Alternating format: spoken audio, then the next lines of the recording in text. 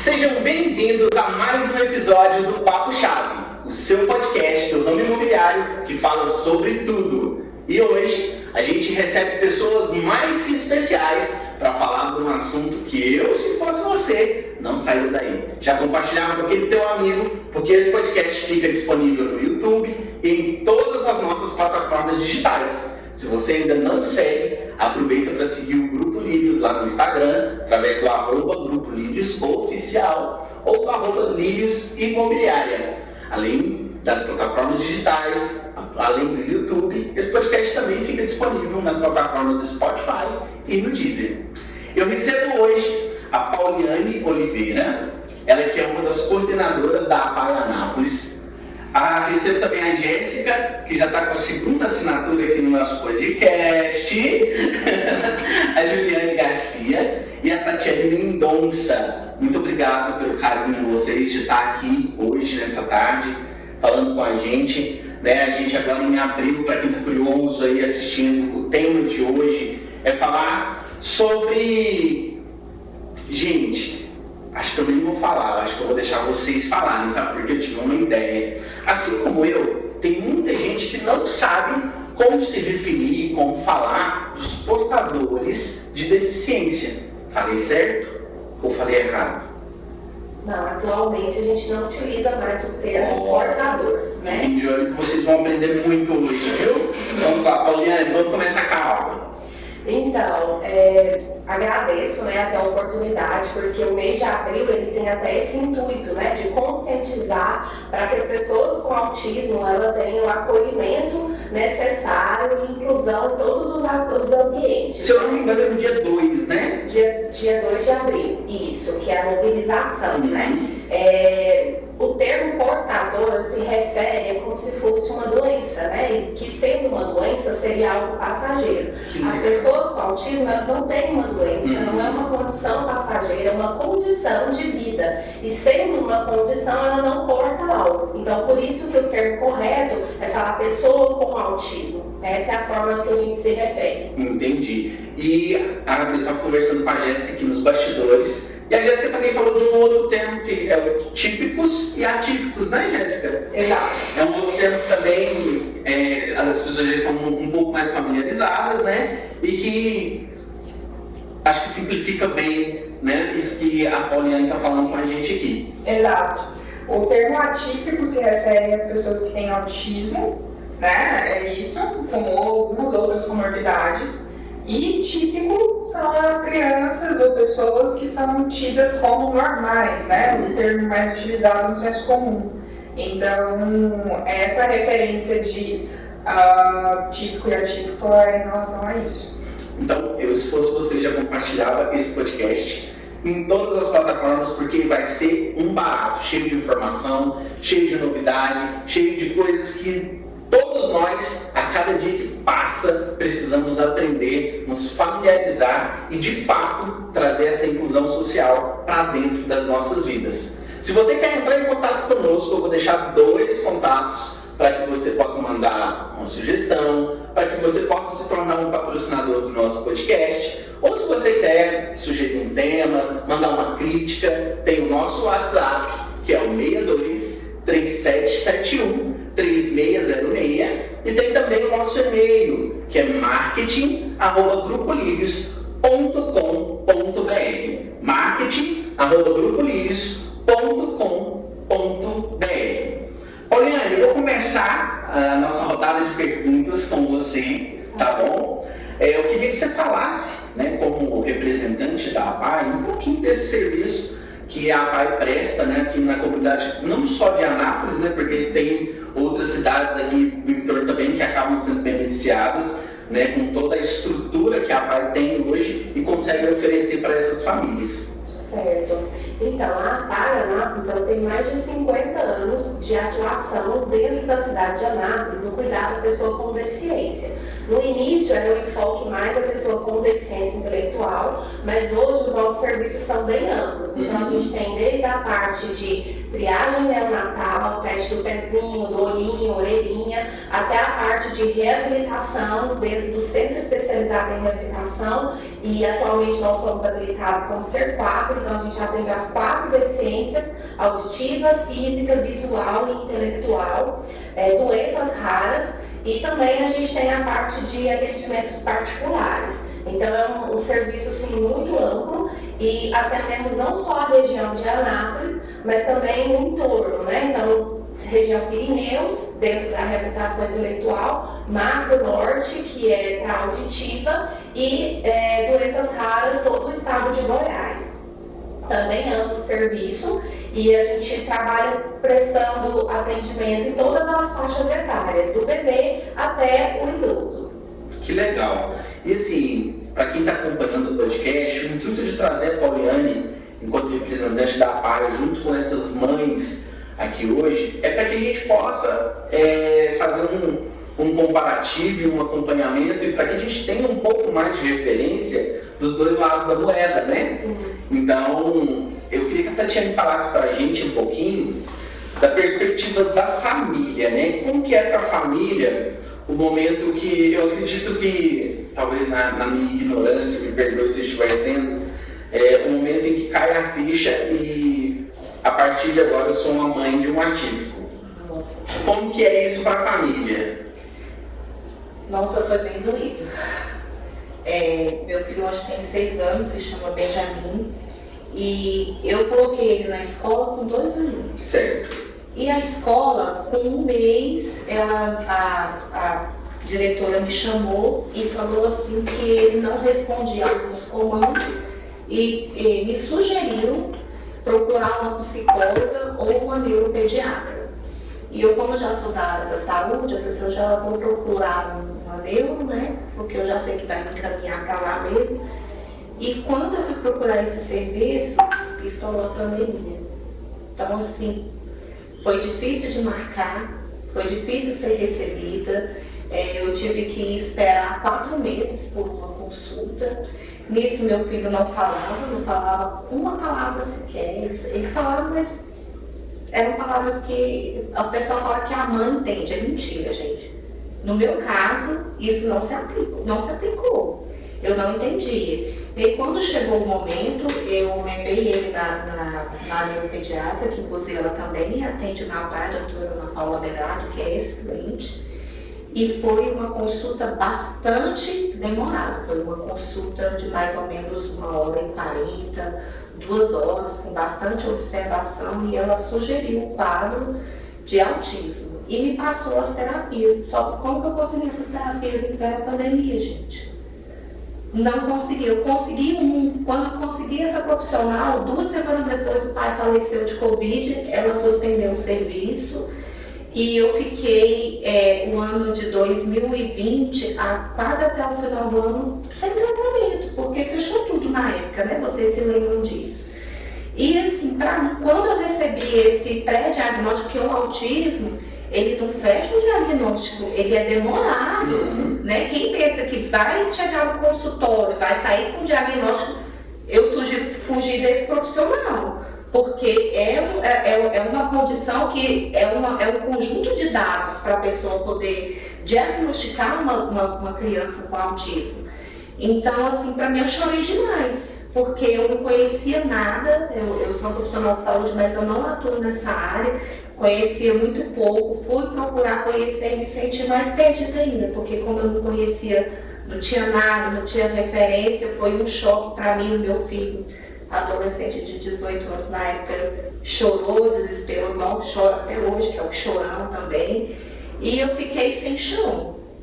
Eu acho que todas ficam, né? Eu acho que todas, porque assim, é algo muito novo, a gente não tem conhecimento, porque quando você não tem uma pessoa da família que tem essa condição, você nem, não é que você não procura saber, não é interesse, você não vive aquilo ali, né, para você estar procurando. Então, para mim eu chorei demais, eu entrei numa depressão, mas foi uma depressão rápida, porque eu pensei o seguinte: Se ele tem, eu tenho que procurar saber, para me procurar ver o que é melhor para ele poder ter uma vida de inclusão. E foi quando eu fui, todo o trâmite para me chegar na APAE. Eu fui no posto de saúde, não pude levar ele porque ele era uma criança extremamente agressiva na época. Eu ficava quieto, ele gritava, ele corria de um lado para o outro. Então eu fui na pediatra, levei o papel de encaminhamento e ela me colocou na reeducação e eu esperei uma vaga na APAE. Para mim, a APAE é um divisor de águas. Quem não conhece o serviço da APAE não sabe o tanto que a APAE é importante. Porque depois que meu filho foi para a APAE, meu filho fala hoje. Normalmente eu descobri lá na APAE que meu filho fala inglês, eu não sabia. Por isso que eu não entendia nada. O otorrino que acolheu lá na consulta de acolhimento, quando ele faz o teste auditivo, ele levou um dinossauro na época e ele pegou e falou uma frase com ele em inglês e ele respondeu. Aí ele falou outra e ele respondeu. Aí ele olhou para mim e falou assim: você sabe que seu filho fala inglês? Eu, não sei. Eu tenho amigo, ele não, ele tem uma habilidade para o inglês e é uma boa habilidade. Então, assim, depois que ele entrou na APAE, que foi acompanhado pelos profissionais de lá, eu não vou colocar nem 100%, eu acho que eu não tenho quantitativo de porcentagem para dizer o tanto que o meu filho melhorou. Então eu sou muito grata, muito grata mesmo. Então assim, e lá não é só o filho, ele engloba a família, gente, porque o autista ele tem uma família, essa família tem que ser estruturada para poder acolher essa criança. É igual a psicóloga falou, na época a Letícia falou, quando ela estava no acolhimento. Você tem uma gestação, você sonha com aquele filho quando ele nasce quando ele tem um diagnóstico do autismo ou com qualquer outra condição, aquele filho que você idealizou, ele morreu. E você tem que conviver com aquele filho que você tem. Né? Então eu trabalho em cima disso, eu tenho que aceitar o meu filho que eu tenho, do jeito que ele é. Mas as terapias também familiar, eu acho que me ajudou muito mais eu a entender o quadro do meu filho. Porque várias coisas que tem que ser trabalhadas, agora recentemente ele ainda não conseguia fazer higiene, não conseguia limpar o bumbum dele, né, quando ele ia no banheiro. E a terapeuta falou: mãe, vamos fazer o seguinte, que tal você pegar um lenço umedecido, levar para ele e explicar para ele assim: olha, vamos passar no bumbum até o lencinho sair limpinho. Você tem que ser, a Valmira fala, 70 vezes 7 que você tem que tentar. Primeira vez não deu muito certo, passou, veio até aqui em cima, mas com 3 semanas, gente, ele conseguiu já. Ele já vai no banheiro, ele já faz a higiene dele certinho. Então, eu sou muito grata mesmo. E Paulinha, é muito interessante o que a Tatiana está falando, são muitos anos aqui hoje, né? Porque a gente esteve na APAE essa semana, a gente fez uma campanha interna aqui no Grupo Lírios, onde a gente conseguiu arrecadar uma quantidade de chocolates para Páscoa e foi levar essas doações. Eu e a Jéssica e a Larissa também do marketing estavam conosco. E justamente durante a nossa visita, a gente pôde presenciar uma das profissionais falando que estava tendo um encontro de mães. Né? Esse eu acho que é mais uma face, né, que a gente deve falar aqui, que é muito isso que a Tatiana falou, né? Esse acolhimento da família, né? Porque eu particularmente, eu entendo quando a Tatiana fala, é algo que está além da minha realidade, só a partir dela, do momento que aquilo se torna a minha realidade, eu vou buscar conhecimento sobre. Então, tipo assim, para eu estar aqui sentado hoje, conversando com vocês, o Rafael teve que buscar, não é fácil. Não pensem vocês que é só dar um Google lá que vai sair tudo masticadinho, que não é. Então, assim, eu queria que você falasse um pouquinho sobre esse lado da família, né? A Tatiana já começou a falar um pouquinho sobre isso, mas fala um pouquinho desse serviço também que a APAE traz, né? Todo esse acompanhamento com os pais. Eu fico assim super feliz de ouvir a fala da Tatiana, porque assim, algum tempo atrás, não era tão simples a gente conseguir fazer esse acolhimento da família, né? Então a gente tem assim que a família chega, a gente tem um grupo que chama justamente de acolhimento, que ali a família vai entender o que é reabilitação. Muitas vezes a família pensa, não, agora ele recebeu um diagnóstico, ou ainda está no processo de diagnóstico, né? E eu vou levar o meu filho e os terapeutas vão fazer o que precisa ser feito com ele e pronto. E aí é o primeiro momento que a gente fala, não, a reabilitação só acontece se for junto com a família. Então a gente fala que o que nós realizamos lá na APAE e nada é a mesma coisa se a família não aplicar em casa. Então a família é a nossa parceira, então ela é o nosso braço direito e esquerdo para o sucesso da reabilitação. Então infelizmente tem casos que a gente não consegue um sucesso, porque a gente entende que o diagnóstico não é fácil, é esse processo realmente de luto e que a família ela adoece. E se ela estiver adoecida, como ela vai cuidar? Então esse é o primeiro princípio. A gente cuida das famílias para que as famílias tenham inclusive condição de cuidar. Então a gente tem grupos de pais que têm um intuito psicoterápico, que tá doendo esse diagnóstico, eu não tô dando conta, eu tô com crise de ansiedade, eu estou num quadro depressivo. Então a gente faz essa identificação, a gente aciona a rede, porque lá a gente não pode fazer tratamento psicoterápico com as famílias, então a gente aciona a rede, né, para fazer isso, dá o suporte para a família. Além desse acolhimento emocional para as famílias, a gente tem os grupos psicopedagógicos, né, então psicoeducativos. Esses grupos, eles têm o intuito de ensinar para os pais como é o funcionamento cognitivo de uma pessoa com autismo, quais são as estratégias que vão facilitar o dia a dia, quais são as dificuldades que você está tendo no dia a dia, e de uma forma muito prática a gente realiza treinamento com esses pais. Para que eles sejam terapeutas? Não, de forma alguma, mas para que eles aproveitem o dia da criança para estimular. Então ele está tomando banho, ele está sendo estimulado, ele está almoçando, ele está sendo estimulado em todas as atividades. Então a gente potencializa o máximo as intervenções através do trabalho junto com a família. E aí a gente é nessa parceria mesmo, de às vezes tem quadros que a gente fala, nossa, agora a gente deu uma estacionada. E aí a gente para e discute isso com a família. O que você acha que está acontecendo? Vamos trocando, porque ninguém conhece seu filho mais do que você mesmo, né? Então vamos tentar técnicas, estratégias diferentes até a gente encontrar um caminho. Então é nessa parceria mesmo. Juliane, como a gente já pôde perceber, um 360 na cabeça dos pais, né? Isso. E como que fica a rotina? Como que fica o dia a dia de um pai, de uma mãe que são pais de um atípico? É difícil, é doloroso, porque a gente não tem uma rotina. É como se fosse um filme.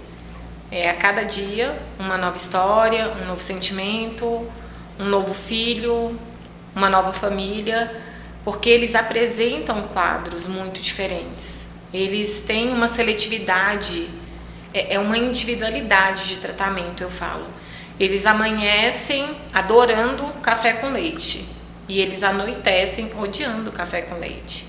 E a gente tem que se adaptar da melhor forma possível. E no meu caso, eu falo especificamente, né, apesar que a Tatiane também falou que tem um filho, eu tenho mais 2 filhos. O meu filho do meio é autista. Ele é autista e tem algumas outras comorbidades que agravam ainda mais o convívio. E é difícil porque você tem que explicar para o todo que aquilo ali tá tudo normal, né? Então eu acho que o papel da mãe, principalmente, não estou dizendo que o pai não tem um papel fundamental, mas o papel da mãe é um papel muito conciliador. É um papel de se renovar a cada minuto, porque eles são uma caixinha de surpresas.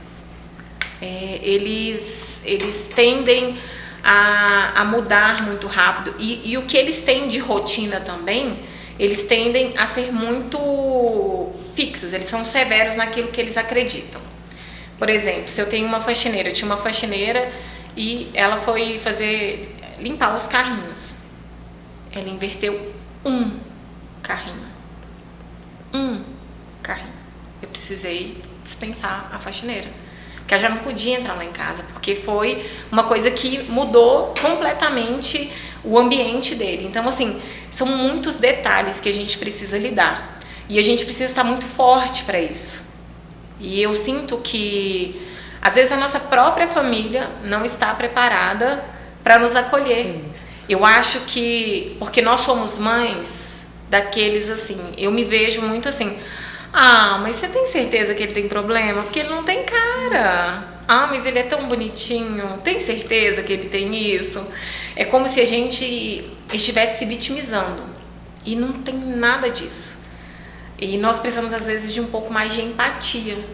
Onde a gente vai, onde a gente está, dentro da nossa própria casa, porque tem dias que a nossa exaustão emocional ela é tão grande, mas ela é tão grande que a única coisa que a gente quer é sentar e falar, acabou. Porque não acaba. Então, todos os dias a gente precisa se renovar. Não é romântico, como a mídia tenta, às vezes, implantar que o autismo não é anormal, mas também não, a gente não pode romantizar o problema.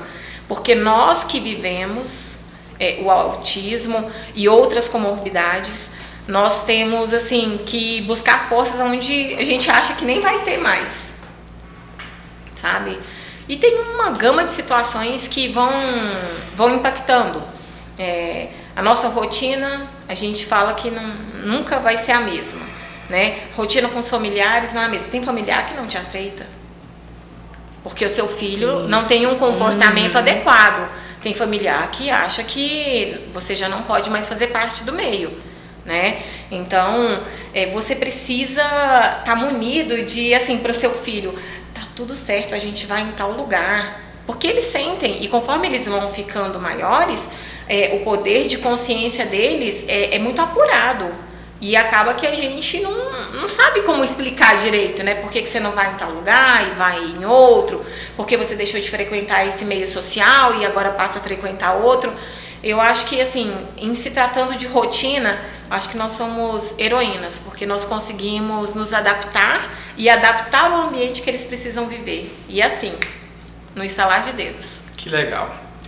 Rafa, uma coisa que eu acho interessante é porque principalmente o autismo, mas as outras comorbidades também, precisam de uma rotina. Apesar das mães não terem rotina, que das mães precisarem reinventar para poder manter a rotina deles, para que eles se organizem, se reorganizem dentro daquele ambiente, seja ele escolar, familiar ou qualquer outro que ele vá, seja numa festa de aniversário ou qualquer outra questão nesse sentido. Então, a rotina, ela não existe para os familiares, mas ela tem que existir para ele. E eu acho que isso é o mais doloroso, né? Porque é muito difícil você conseguir conscientizar o macro de pessoas para que prejudique menos possível aquele ser humano que é a coisa mais preciosa que você tem, né? Que é o seu filho. A PAI, ela traz todo esse aparato que ampara a mãe, que ampara o filho, né, o autista, o atípico, que ampara tudo isso e dá um lugar para aquela dor, né? Dá um lugar para aquela falta de informação, dá lugar para aquela desespero, porque fala assim, não, aqui a gente sabe, a gente cuida, né? Você tá seguro aqui. E quando a gente não tem? Né? E quando a escola não está preparada para isso? E os alunos que não estão preparados para poder cuidar daquela criança que está do lado dando crise porque tirou a caneta do estojo, que não podia porque o estojo era dela. Então, eu acho que a conscientização, essa questão de busca do Google, ela vai muito além. Porque a mãe, ela se torna um profissional que não é profissional da área para poder conscientizar os outros. Então, ela busca essa informação em um lugar seguro, que é uma informação prática, que livro não ensina, que não tem manual de instrução para isso. E que dá esse lugar para essa mãe, para essa acolhida. Eu falo por experiência própria, o meu não é autista, mas ele tem TDAH, TOD, e o QI dele deu limítrofe. O QI limítrofe, que assusta muita mãe, né? Tanto isso pode aparecer no autismo, como pode aparecer em outras, é porque não é que ele é burro, que é o que a maioria das crianças pensam, né? E da escola, porque a nota tá vindo baixa, principalmente de escola tradicional. É porque o raciocínio deles é diferente. A forma deles compreenderem é de uma maneira um pouco mais lúdica, talvez, ou de uma maneira um pouco mais organizada, encaixotada, talvez. Depende, porque é muito individual. E quando você não tem esse preparo da escola e dos alunos, eles sofrem muito, né, no convívio social. Então, o lugar importante da pai, o lugar importante da mãe e o lugar da mãe de tentar traduzir tudo isso. E quando eu descobri e eu fui pensando e fui atrás da Ju, conversar com a Ju, e a Ju falou: Jéssica, não, peraí, vem cá, eu vou te dar uma aula. Eu sou psicóloga, tenho pós-graduação, conheço de psicopatologia, tenho curso de extensão na área, e eu me vi perdida, eu me vi sem saber como agir. E aí a Ju virou e falou assim: não, peraí, agora vem cá, é isso aqui que ele tem, ele precisa disso. Ele precisa que você aja de tal forma, ele precisa que você faça tal coisa, ele precisa de tal questão. E para de chororô, porque ele não tem nada comparado às outras coisas que existem. Acorda pra vida, minha filha, porque ele tem um mundo de oportunidade. Então esse balançar de outra mãe, que às vezes a gente se encontra num estado mais depressivo, é diferente de um profissional chegar, porque você vai virar e vai falar assim: peraí, tem luz no fim do túnel. Tem um lugar para onde que eu posso correr. Então, tem a Tatiane, que vive isso e que tá lutando e que é parecida essa dor, do mesmo jeito que tem a Ju. E você também que é mãe, né? Também de uma criança que tem outra questão, que não é o autismo, mas que tem TDAH e tem outra questão, que é comum a dificuldade de viver em sociedade que não é inclusiva e fazer e brigar para que seja. E você abre mão de muita coisa. E eu vejo que, puxando um pouco a sardinha para o lado do Lírios, mas a flexibilidade de horário que a Lírios me proporciona hoje, para eu ser mãe de uma criança que tem TDAH e que gera muito conflito, porque meu filho ele tem o TOD, e o TOD ele causa um alvoroço muito grande que as pessoas chamam de mimado, chamam de endiabrado, chamam de criança que não tem limite, que não recebeu não, e na verdade recebeu. Tem educação, a gente dá educação para eles, só que o TOD ele ultrapassa isso. Então a gente tem que manter, tem que ter uma organização grande. E quando você se vê nesse lugar, você fala: não, eu tenho que trazer meu filho comigo. Quantas vezes não trouxe meu filho para trabalhar aqui na Lírios comigo, né? Ele já deu crise aqui, que eu tive que amparar ele na crise. E não é fácil, mas o mercado de trabalho também acolhe essas mães? O mercado de trabalho também proporciona? Porque a Ju, ela é advogada, ela abriu mão da advocacia. Você já deve ter aberto mão de muita coisa. Já, muitas mesmo. E aí, sabe? É muito amplo. Eu, assim, pegando um gancho no que você está falando, fica aquela pergunta, né? Até onde, de fato, de verdade, vai a inclusão? Porque todo mundo ama falar sobre inclusão social, é muito bonito, né? Dá um puta engajamento na internet, mas até que ponto isso é real? Ou até que ponto isso é só para inglês ver? Eu penso muito sobre isso. E eu acredito na minha fala. A inclusão ela só acontece quando você precisa se sentir incluído. Isso. Porque enquanto você não faz parte do meio, você acha que não precisa.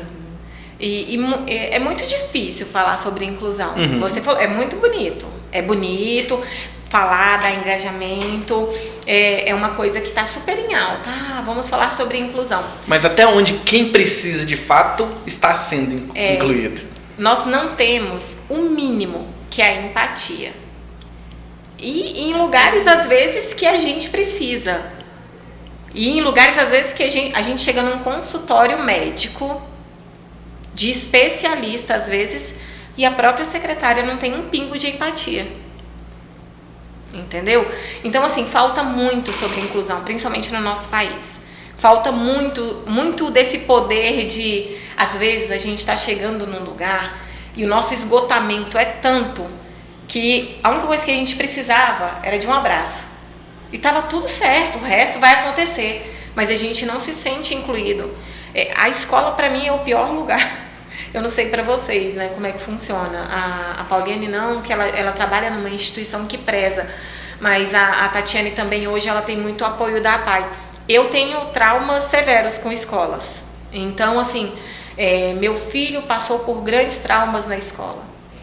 E a escola, mesmo a escola da rede pública, é difícil falar de inclusão. A da rede particular eu já extingui, porque eu fui a última que eu estive com meu filho, eu literalmente fui convidada a me retirar, porque a escola não tinha condição. Uma rede nacional de ensino, e muito tradicional, inclusive, mas eles não iam mais trabalhar para alcançar a expectativa que eu tinha em relação à inclusão do meu filho dentro de sala de aula, porque era difícil. Então eu acho que a inclusão ela só acontece quando você faz parte da vivência da pessoa que precisa estar incluída. Porque o problema também não é a inclusão da pessoa. Ter o símbolozinho do autismo, fila para pessoas especiais. Se eu chego com meu filho, que é especial e às vezes ele está em crise dentro do mercado, querendo ir embora e eu preciso levar o produto, se eu vou para a fila e eu não tiver com a carteirinha do autista, eu não sou, eu estou usando daquilo. E tá tudo certo, eu tenho que provar ainda para todo mundo que é um autista que está ali. É uma pessoa que tem uma necessidade diferenciada e que naquele momento está em crise e eu preciso sair mais cedo ali daquele local, eu preciso passar na frente. A gente não tem isso. Eu acho que a inclusão ainda ela é muito verbal. A ação, né, o incluir de verdade, eu acho que ele tá em falta. Eu vou fazer algumas perguntas que talvez para vocês sejam muito óbvias por vocês estarem vivendo isso diariamente, mas para mim e talvez para as pessoas que estão acompanhando a gente, sejam coisas além da nossa realidade. Sim. E aí é importante falar também. Eu acredito muito naquilo de que o óbvio também precisa ser dito. Então, assim, vocês falaram algumas coisas que levantaram alguns questionamentos dentro de mim. O primeiro existem casos de pais que não aceitam? Sim, existe. E aí? A gente tenta de todas as formas assim fazer um resgate e também tem as etapas, né? Como a Tatiane falou, são etapas do luto. Enquanto profissional a gente vai respeitando isso. Às vezes de negação, de revolta, né? Então assim, ou de falar que aceitou, mas no dia a dia você vê que foi só... Porque como assim você não aceita o seu filho como ele é? Então eu falo que eu aceito para não ter esse julgamento às vezes das outras pessoas, mas às vezes eu realmente não aceitei, né? E o nosso papel não é ser mais uma pessoa para julgar. A Juliana ela estava falando e eu pensando muitas vezes assim, o que elas querem é apenas um acolhimento, de conseguir chegar no mercado, fazer uma coisa que é prática. Esses dias uma mãe falou isso pra mim, falou assim, eu só queria comprar tal coisa. E aí você tem que lidar com os olhares das pessoas, com a pergunta, nossa, mas por que ela é assim, não sei o que e tal. Se você não sabe o que o melhor que você pode fazer para essa mãe é facilitar a vida dela e não fazer algumas perguntas que vai realmente ser difícil, né? E direcionar. Então, assim, até para as famílias aprender a lidar com isso gera dor. Então, por isso que essa questão assim da aceitação, ela também não é assim, pronto, eu aceitei, virei a página e segue a vida. Não. Hoje eu aceitei, de repente amanhã eu tô numa fase nova, com novos desafios, vem de novo essa dor, e aí eu questiono de novo, e às vezes eu vou precisar de ajuda de novo. Então eu vejo como etapas, né? Etapas a serem vividas mesmo. E já pegando um pouquinho do gancho do que você falou, sobre essas pessoas ajudarem, né, com o mínimo de empatia que seja, né? A Juliana falou que tem traumas da escola. E aí eu fiquei pensando, o que falar para as pessoas os pais que estão assistindo a gente, que são pais de típicos, quando o filho dele chega em casa e fala assim: papai, tem um coleguinha que é autista na minha sala. E aí? Porque por falta de informação, muitos pais talvez não saibam lidar com essa situação, o que vai gerar um BO lá na escola. E aí? O que falar para esses pais que estão nessa situação? Ou que já se pegaram nessa situação? Eu queria compartilhar uma situação que eu vi que uma mãe compartilhou na internet, que eu achei super bacana a forma como ela lidou. Uma mãe que eu conheço o trabalho. É uma criança que tem deficiência auditiva, usa implante e chegou em casa falando, né, que os amiguinhos queriam pegar o processador dele. Sem o processador ele não escuta. E o processador é o preço de um carro, então não é uma coisa assim que você pode, né, correr o risco de estragar. E assim, as mães quando vê os filhos nessa situação, primeiro que elas entram em estado de sofrimento, porque elas não gostariam que os filhos passassem por isso, mas a forma como ela lidou com isso eu achei muito bacana. E ele teve uma iniciativa dele de falar: mãe, a gente precisa explicar para os meus amigos o que é isso. O que é o processador? O que é um implante coclear? Então, assim, quando a gente fala de inclusão, quando a gente passa essas informações para a família, ela fica mais segura de quando ela estiver no dia a dia, alguém falar: seu filho tem autismo? Já ouvi falar, que legal, ele é artista, né? Às vezes não sabe o que é, né? E aí as mães conseguem às vezes orientar e tal, mas mais importante do que às vezes orientar essas pessoas é orientar a própria pessoa com autismo. Por que às vezes ela se comporta de determinada maneira, por que isso é difícil, né?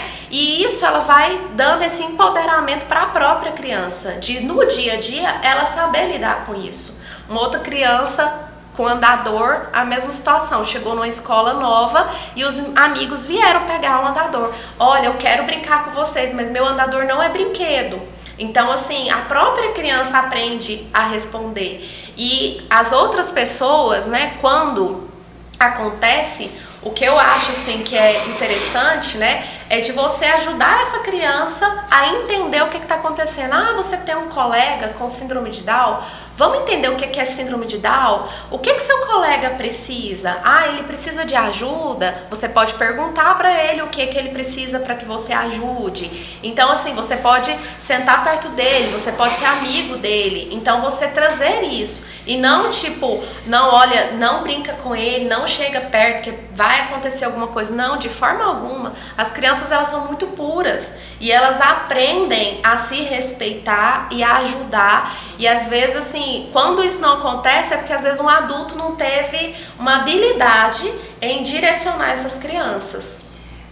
Eu tenho uma experiência recente, né? E isso é uma experiência pessoal.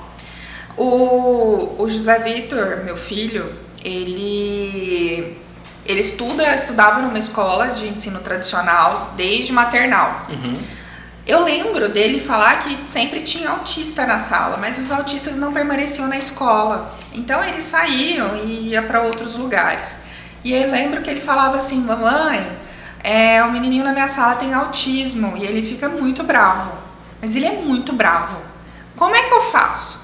Aí eu falava: sempre que você vê que ele tá irritado, procura a professora, né? Fica ali do lado, ele vai acalmar, conversa e tal. E a gente passava as orientações. Ele hoje tem 11 anos, junto com esse rubor da puberdade, né, e tudo mais, e com o TDAH e o TOD,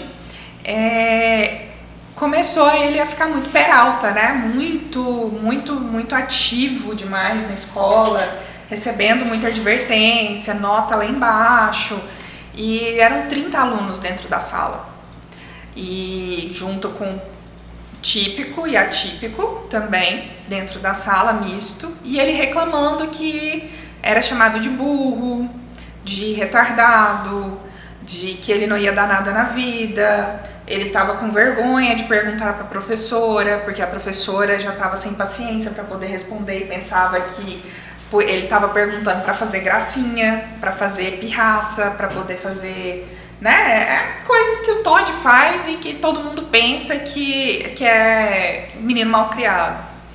E aí eu cheguei na coordenação para conversar com o pessoal e eu vi que eles não estavam preparados. Quando eles falaram assim, tá, mas e aí, como que eu tenho que lidar então? Como que você quer que eu lide com ele? Aí eu falei, não, mas não, eu oriento assim, porque na minha casa eu lido dessa forma.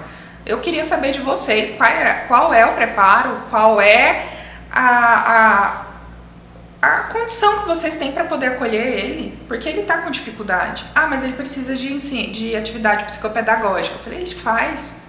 Ele está em psicopedagoga, mas ele não está conseguindo acompanhar o conteúdo de vocês. E como é que a gente pode fazer? E é uma escola boa. A escola não é ruim. A gente tem a ideia de que escolas que fazem isso são escolas ruins, mas não são. Elas são despreparadas para receber esses atípicos. Essa é a diferença. E aí eu alterei ele de escola, coloquei ele numa escola de sócio-interativista. Então é um ensino construtivista, onde eles têm muitas pessoas, muitos alunos ali que são atípicos, tanto desde autismo, TOD e outras questões também. E lá tem vaca, mini cabra, tem pônei, tem coelho, tem um monte de bicho. Tem o jabuti, tem o quadro lá de brincar, eu transferi ele na semana passada para essa. E eu falei, e aí, filho, né? O que você tá sentindo? Mãe, e lá tem 10 alunos na sala dele. Uhum. E ele falou assim, mamãe, lá as professoras têm paciência comigo.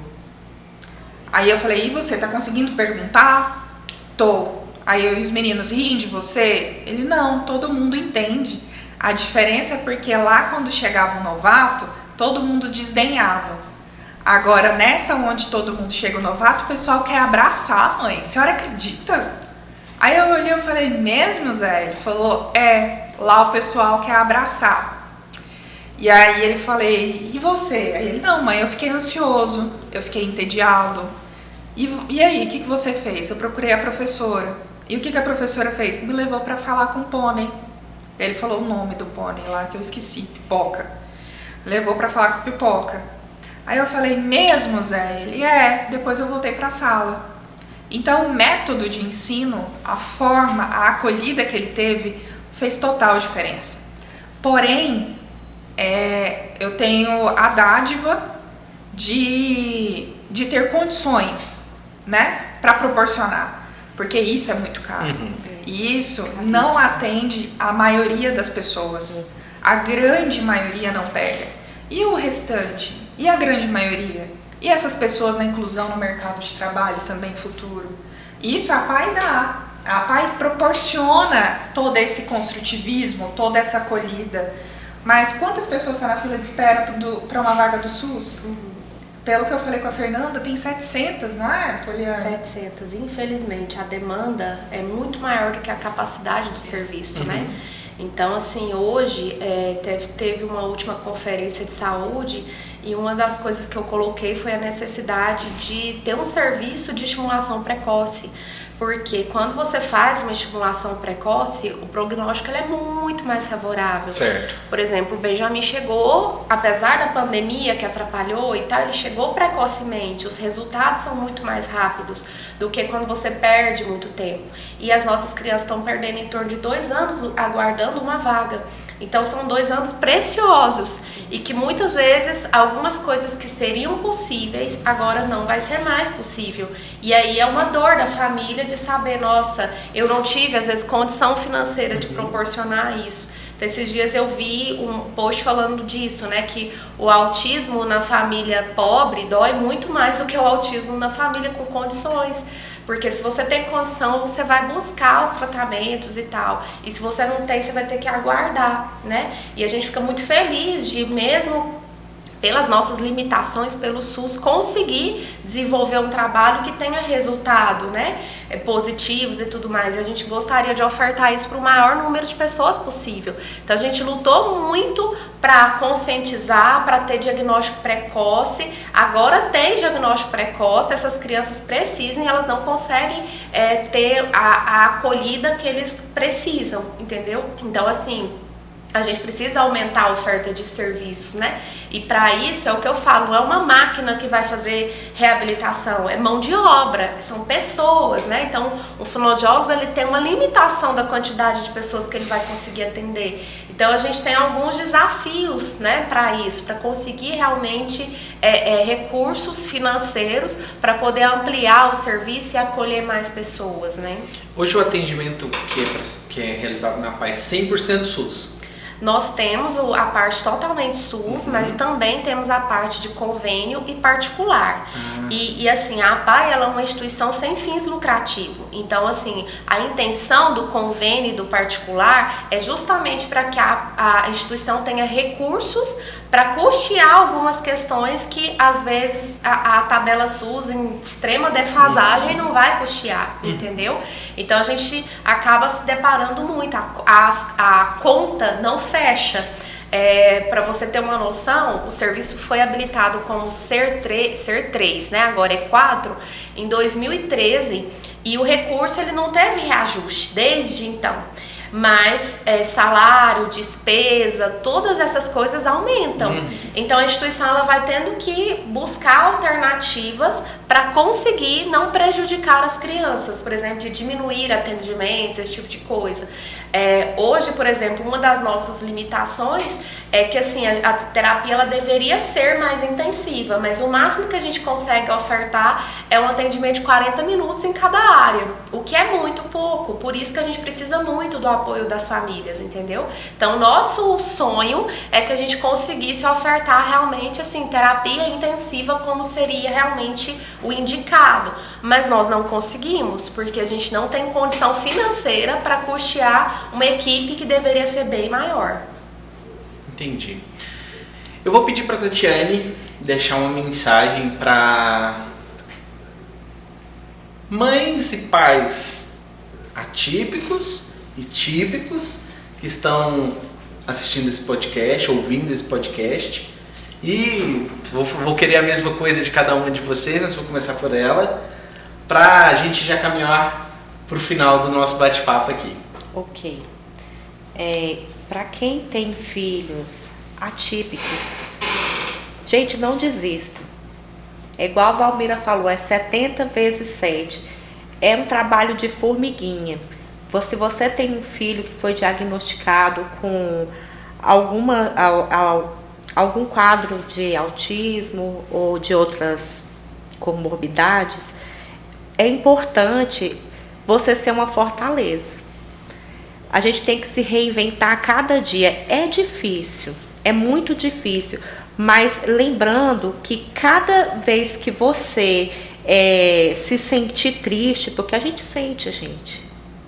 Eu acho que principalmente nós mulheres que temos o nosso período, né? A gente se sente, nosso período pré-menstrual aí, a gente se sente mais tristinha. Quando você se sentir assim, lembre-se que cada vez que você se sente triste e desanimada, o quadro do seu filho ele estagna. Porque é você que vai dar o eixo para o tratamento dele. E assim, procura ajuda. Não desista da APAE. Se você é uma pessoa que depende do SUS, não desista. Porque a APAE é um divisor de águas. Eu sou eternamente grata a essa instituição. E você que tem filhos típicos, a família que não tem esse tipo de problema, procura se informar. Porque, infelizmente, eu vi um documentário que em 2032, 50% da população vai ter uma pessoa com autismo na família. Então, você vai ter uma pessoa com essa condição do lado. Se você não tivesse, você vai ter outra. Então, quanto mais informação você tiver, você vai poder conviver. Já que a gente está falando de inclusão, vamos agir com inclusão. Porque falar é muito bonito. Agora, agir requer um pouco de conhecimento e principalmente de empatia. Essa é a palavra. É isso. Ju? Então, falar para pais e mães, né, de típicos e atípicos, né? Nós aqui, pelo menos eu e a Tatiane, a Pauliane é de atípico também, né, Pauliane? Meu filho tem TDAH. TDAH, né? Não deixa de ser uma comorbidade que compromete, né? A Jéssica também. Eu tenho típico e atípico. É uma luta constante.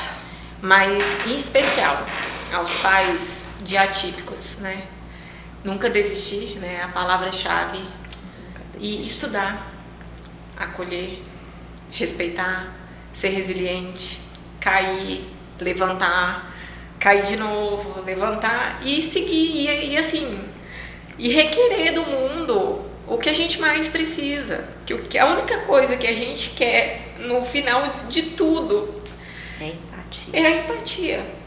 É que vocês olhem pra gente não é com dó do que a gente tem, porque nós somos fortes. Eu brinquei com a Jéssica e falei pra ela, nós temos 2 celulares. Eles fazem as mesmas coisas, de formas diferentes.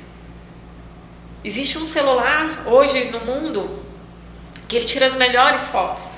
E tem outro que tirou a foto do mesmo jeito, do mesmo ambiente, só que ele tem uma visão um pouco distorcida. Então a gente precisa caminhar dessa forma. A gente só precisa que as pessoas enxerguem que eles têm pequenas diferenças, mas que a gente consegue, em tempos diferentes, chegar no mesmo local e às vezes fazer coisas muito mais grandiosas. Nem todo mundo tem um celular top de linha, né? Existem crianças típicas que crescem e decidem tomar rumos diferentes e eles causam impacto na família, às vezes negativo. E existem crianças atípicas que crescem e se tornam grandes gênios. A gente tem 1 milhão deles para falar. Então, nesse momento que a gente vive com crianças atípicas, é a única coisa que eu peço para todos, assim, e falo do fundo do meu coração. Se você encontrar uma mãe em dificuldade, se você encontrar uma mãe chorando, sem ela estar chorando, se você encontrar uma lágrima caindo no rosto de uma pessoa cansada, tenha empatia por essa pessoa. Respeite aquele momento, que é o que a gente mais precisa. As famílias precisam muito disso, né? E é sobre isso. Todo mundo tem o seu valor. Dentro do mundo, cada um faz parte do quebra-cabeça, né? E a gente não precisa rótulos, a gente precisa de respeito. Pauliane? Para as famílias, né, de criança com deficiência, eu acho que assim, esse olhar de amorosidade para os cuidadores, ele é essencial. Então não é as outras pessoas olharem para mim como mãe com amorosidade, mas eu mesma olhar para mim com amorosidade, de saber que eu estou fazendo o meu melhor.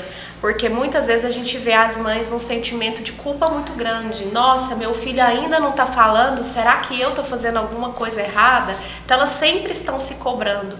Então assim, algo que eu poderia falar para essas mães é respeito o tempo de vocês também, né? O que vocês estão fazendo. Às vezes eu vou ter que filtrar nesse momento qual é a minha prioridade, o que eu dou conta de fazer. Pode ser que em outro momento eu consiga fazer um pouco mais, mas respeitar aquele contexto que eu estou. Então assim, se eu tiver pelo menos assim o respeito por mim mesma, não ser mais um dedo apontando em minha direção, isso já vai tornar a caminhada mais leve, né?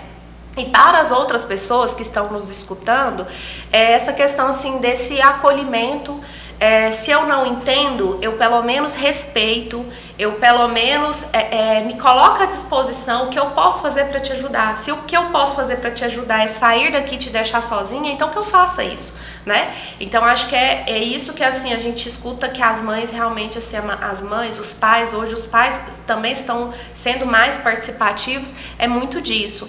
E para a comunidade em geral, em relação assim, porque às vezes é desesperador para uma mãe saber que tem uma fila gigantesca dessa, né? Então assim, de entender a importância de serviços como o da APAI, né? Eu represento a APAI, mas tem outros serviços, né? Então assim, que busque, né, formas de conhecer, de ajudar. Então, por exemplo, vocês fizeram uma ação, aquela manhã foi diferente, as crianças elas receberam um chocolate, elas ficaram felizes, né? Quantas pessoas que às vezes podem ser voluntários para poder ir lá e fazer uma tarde que seja diferente com as crianças, né? Ou que eu posso doar meu imposto de renda, ou que eu posso apoiar, tem central de telemarketing, tem várias ações, apoiar participando de um evento. tem um evento que eu posso ir lá e contribuir ou divulgar as ações da APAI, né? Então tudo isso que é feito é uma das coisas assim que eu tenho orgulho do trabalho que é executado. Eu estou lá há 14 anos, isso é uma das coisas que me motiva muito, é que o dinheiro que chega lá, ele realmente é revertido para as crianças. Eu estou super feliz com uma sala que a gente montou lá, sensorial, que tem piscina de bolinha de LED e luz, e eles ficam super felizes. Então você trazer isso para um atendimento SUS, através de projetos, né, de pessoas e parceiros que vão apoiar, isso é extremamente bacana, né? Então assim, procure instituições que são idôneas, né, e que realmente desenvolvem um bom trabalho. Em Anápolis nós temos a APAI, então para poder também apoiar e com isso a gente conseguir ampliar a oferta de serviço. Maravilha. Jéssica? Eu acho que a maternidade ela já é um desafio por si só. Então, eu encontrei na maternidade resiliência, força, inspiração, foco e liberdade. Ah, mas a maternidade ela prende. Não, a maternidade ela te deixa livre para você amar da melhor forma, dar o seu melhor para aquele ser humano, independente se ele é típico ou atípico. Quando ele é atípico, ele te propõe desafios. Foi essa fala que a Ju me colocou e foi essa que mais me marcou. Amar um filho, educar um filho, se comprometer com um filho, eu falo tanto de mãe como de pai, porque você só colocar ele no mundo não quer dizer que você não abortou ele. Quando você abandona um filho, quando você negligencia os cuidados de um filho, seja ele por meio materno ou paterno, você também está abortando esse filho para o mundo, das necessidades que ele precisa. E ter o filho atípico, ele te desafia muito mais. Ele te coloca muito mais à prova. Então, e eu sou uma pessoa movida a desafios. E eu acho que todo mundo, quando levanta para trabalhar, também é. E quando você levanta e olha para o seu filho, você vai olhar a sua maior motivação, seu maior desafio, porque se ele veio para você da forminha que ele veio, é porque você precisa também evoluir, você também precisa dar voz, você também precisa fazer com que outras pessoas se impactem daquilo, seja através do seu trabalho, seja através da sua fala, seja através do seu grito, do seu choro, mas as pessoas precisam escutar.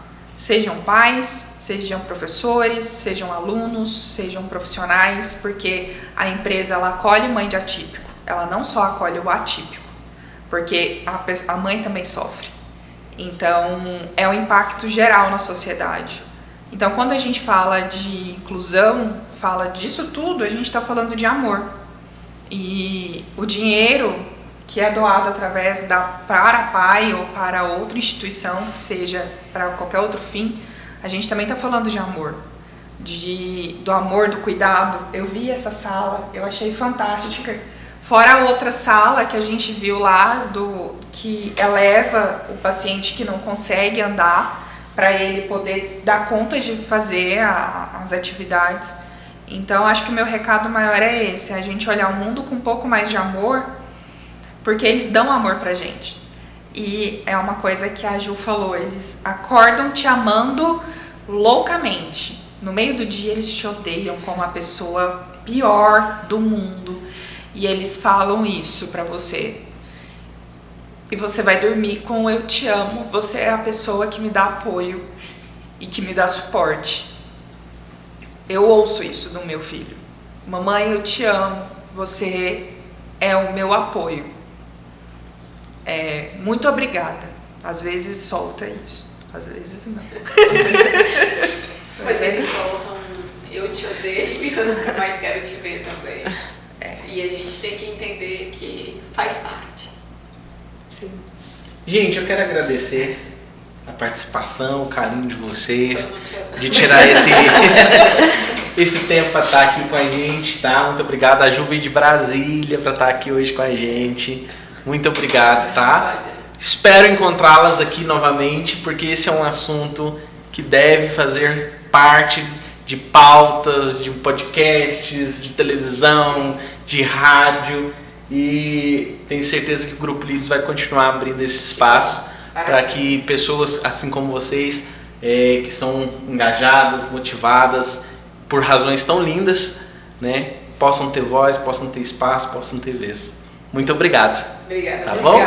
Nós que agradecemos a oportunidade, a abertura para isso e que outras instituições também tenham iniciativas como o do Lírios, né? Eu fiquei super feliz com vocês ontem entregando chocolate para as crianças. Deve ter sido lindo mesmo. E é muito bom até para a gente poder, né, estar aqui hoje.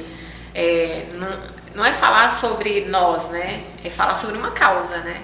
E abrir esse precedente, que outras empresas tomem essa iniciativa, né?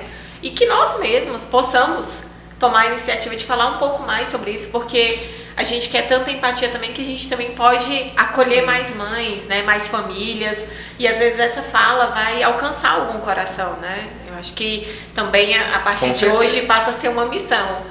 Né? A Pauliane já faz isso com excelência, né? Mas eu acho interessante, assim, porque às vezes as pessoas têm essa questão, mãe é mãe, né? Então, apesar, como ela estava falando, sou psicóloga, mas isso não foi diferente quando eu tive, né, o diagnóstico, meu filho tem TDAH, tem DPAC, né? E esses desafios e tudo mais, esse eu te amo e de repente eu te odeio, né? E a emoção e o sentimento. Então, às vezes as pessoas pensam assim, por ser psicólogo isso é mais fácil. Ou se eu fosse psicóloga eu saberia como lidar. E muitas vezes é isso, quando uma mãe fala para outra mãe, parece que a gente consegue se conectar, né? De falar assim, eu entendo a sua dor, não é fácil, mas a gente vai conseguir seguir, né? Então é isso, e a gente erguer a cabeça e um dia por vez, né? É isso mesmo. Muito obrigado, viu, gente? Obrigada a você. Obrigado você que acompanhou esse podcast até aqui. Ele está disponível em todas as nossas redes sociais, no YouTube, no Spotify e também no Deezer. Se você quer entrar em contato conosco, quer ser um patrocinador do podcast, pode entrar em contato pelo nosso WhatsApp 62 3771 3606 ou pelo nosso e-mail marketing@grupolirios.com.br. Até a próxima!